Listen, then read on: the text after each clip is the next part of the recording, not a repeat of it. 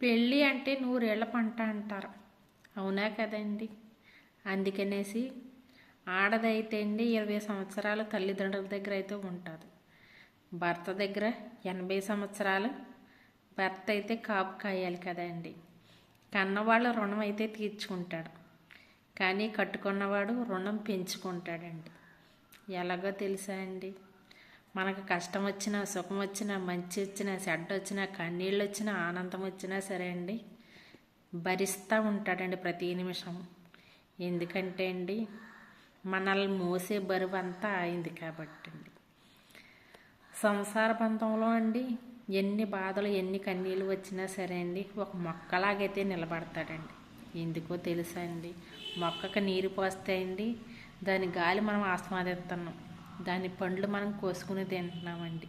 అది నిత్యం మనకి ఎంతో ఉపయోగపడుతుందండి, మన జీవితాన్ని ఉద్ధరిస్తుంది.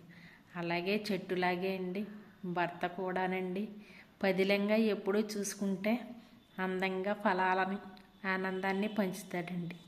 లేదంటే అండి మన జీవితం సగంలో అయితే ఆగిపోతుందండి. అవునంటారా కాదంటారా?